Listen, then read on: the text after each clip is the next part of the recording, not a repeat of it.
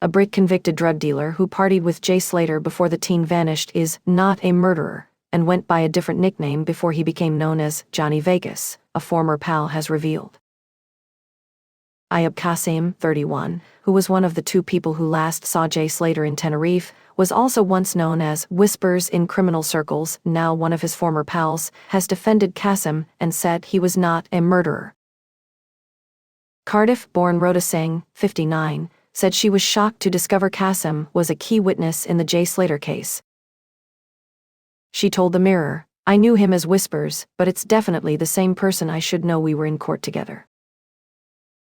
We've lost touch over the last couple of years, but Whispers is a quiet, polite, and gentle fella. He's not a murderer or anything like that. He wouldn't hurt a fly. They called him Whispers because of his quiet, soft voice."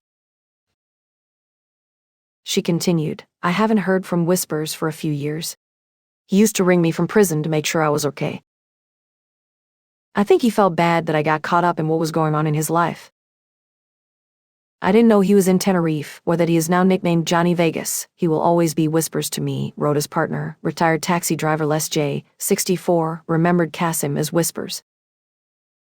He said, "I remember Whispers well. He was polite and softly spoken. He was a Londoner working in South Wales for a major drugs gang and staying around the corner from us. He was sofa surfing, but not at our place.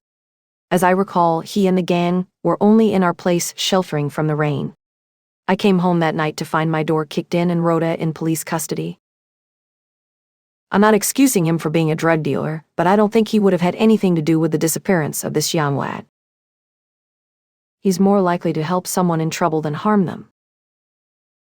The convicted drug dealer has insisted that he has nothing to do with the disappearance, and he saw Jay leave his Erin alive. Former Detective Mark Williams Thomas said he tracked down Qasim and grilled him on the bizarre mystery. Mark said, "Ayub has provided me with his account of what he says happened on that morning, Monday, the 17th of June.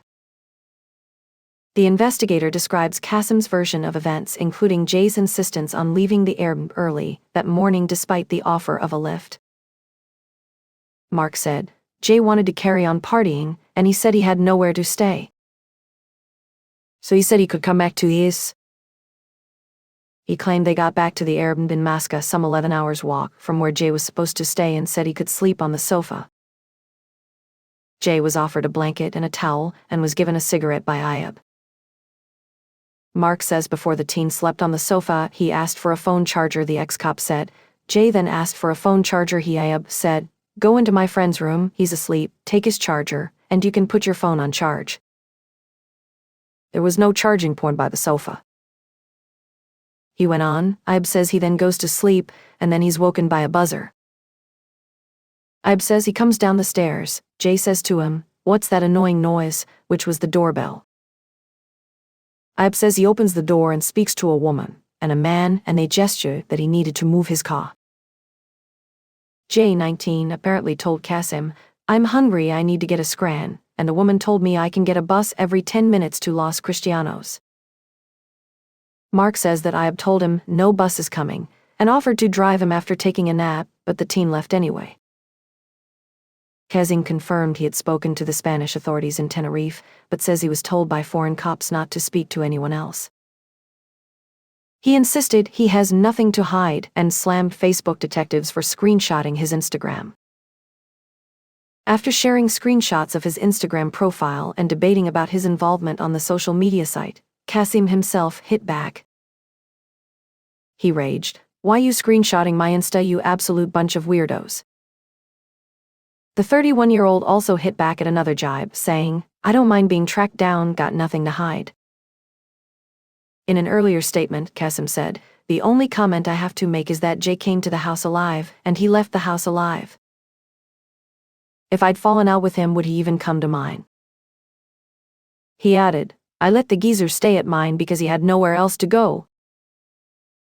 His friends had all left him. I know Jay through friends. I'm not going to bring someone back to mine if I don't know them.